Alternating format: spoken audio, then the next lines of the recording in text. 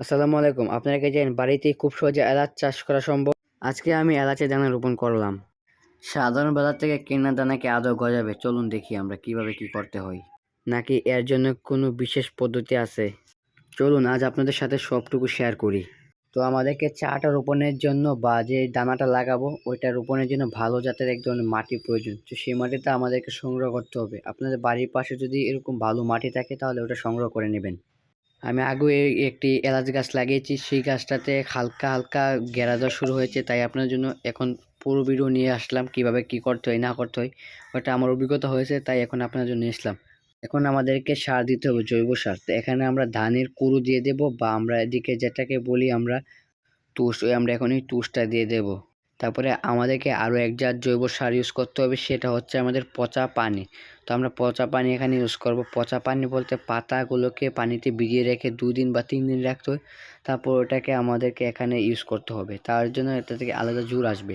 তো আমরা এখানে পানিটাকে ঢালতেছি। মানে প্রথমে কিছু পাতা দিয়ে দিবেন এবং এটাতে কিছু পানি দিয়ে দিবেন। পানিটাতে বিচ্ছিরি গন্ধ করবে, এটাই হচ্ছে আপনার জৈব সার। তো আপনারা এটাকে দেখে নিতে পারেন কীভাবে তৈরি করতে হয়। যদি আমাকে কমেন্টে বলেন তাহলে আপনাদের জন্য আমি আরেকটা ভিডিও বানাবো।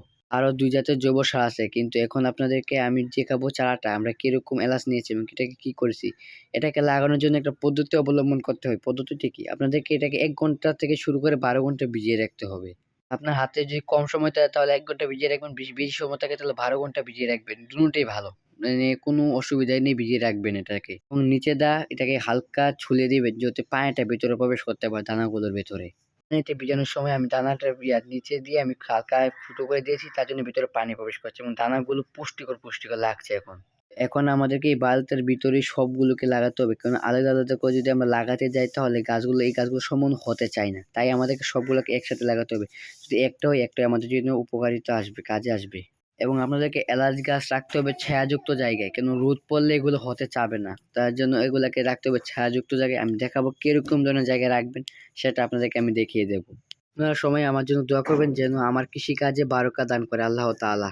তো আমরা এগুলোকে লাগিয়ে দিচ্ছি। লাগানোর পরে আমরা ওই বললাম ২ জাতের আরো জৈব সার দেওয়া বাকি আছে। তো আমরা এখন ওইটার কাছে চলে যাব। কোন মাটির জৈব সার সেটা আপনারা দেখতে পারবেন। কেননা এটা আপনারা দৈনন্দিন জীবনে বেশিরভাগ সময় ব্যবহার করে থাকেন।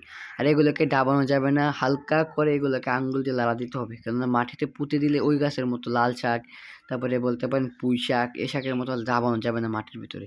তো এখন আমরা যাব জৈব সারটা আনতে। জৈব সারটা আমাদের বাড়িতেই আছে। আমরা অনেক সময় এটা ইউজ করি। তো এই জৈব সারটা বলতে পারবেন কি?